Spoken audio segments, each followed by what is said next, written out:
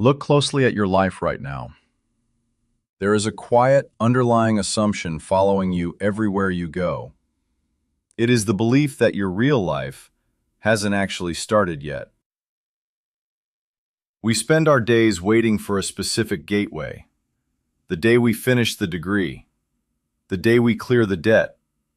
The day we finally find the right partner or land the dream position. We treat the present moment as a waiting room, a necessary, boring corridor we must walk through, just to reach the stage where we can finally begin to be happy. But if you look back at the history of human consciousness, you find a terrifying psychological loop. Ancient philosophers called it the illusion of arrival. It is an evolutionary trick hardwired into our biology. Our ancestors survived by always looking for the next meal, the next shelter, the next season. Satisfaction was dangerous. Complacency meant death. And so, evolution built your mind to be incredibly good at surviving, but fundamentally broken at being content.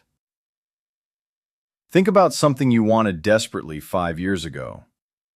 A specific milestone that you thought would solve your anxiety. You probably achieved it. You crossed the finish line. But how long did the peace last? A month? A week? A single afternoon? Before the warmth could even settle in your chest, your mind did what it always does. It recalibrated. It drew a new line in the sand. Suddenly, the thing you prayed for became the new baseline.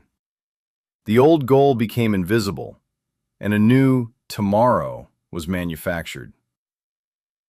This is hedonic adaptation. It is the psychological treadmill that keeps us running in place while the scenery changes. We believe we are chasing happiness, but we are actually just chasing the idea of it. Psychologist Dr. Wright noted that our brains were not designed to be happy. They were designed to replicate and stay alive. Happiness is simply the carrot used to make you move forward. If you ever actually reached the carrot and stayed full forever, the system would fail. You would stop moving. Therefore, the mind ensures the carrot is always moving. You are trapped in a loop where better is always just 24 hours away. And the tragedy is, you are missing the only reality that actually exists. Let's look at how this manifests in our daily routines. You drink your morning coffee while planning your workday. You sit at your work desk while dreaming of the weekend. You spend the weekend worrying about Monday morning.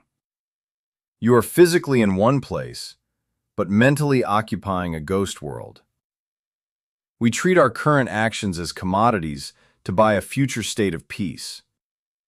But peace cannot be bought with conditions, because the mechanism you are using to find happiness, the habit of looking forward, is the exact same mechanism that destroys it when you get there. If you do not know how to inhabit this ordinary, imperfect afternoon, you will not know how to inhabit your dream life when it arrives. You will simply sit on that golden throne, looking past the palace gates, wondering what lies beyond the next mountain. The Swiss psychiatrist Carl Jung noted that the human mind constantly manufactures neuroses to avoid the weight of the present. Because the present requires something terrifying. It requires you to face yourself exactly as you are, without the comforting anesthesia of a future rescue. It forces you to admit that no one is coming to save your life. No salary, no milestone, no external event. The rescue has to happen in the very room you are sitting in right now, with the tools you currently hold, with the breath you are currently taking. So how do we break the trap of tomorrow? It doesn't mean you stop planning.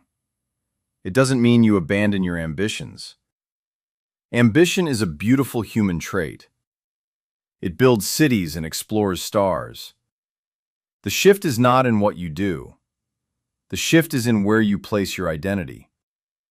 You must learn to see your goals not as life rafts that will rescue you from the present, but simply as games you are choosing to play.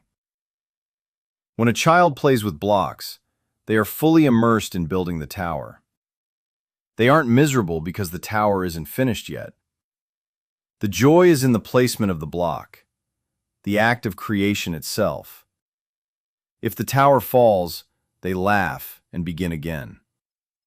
They are alive in the verbs, not the nouns. We must become like the child. We must learn to love the verb of our lives, the verb of working, the verb of cleaning, the verb of listening. Stop treating this day as fuel for tomorrow's fire. Tomorrow is a concept that exists only in your head. It has never met you. It never will. Everything you have ever felt, every love you have ever known, happened in a single, continuous now. Take a deep breath. Let the future wait. It is perfectly capable of looking after itself. Your life is not over there. It is right here.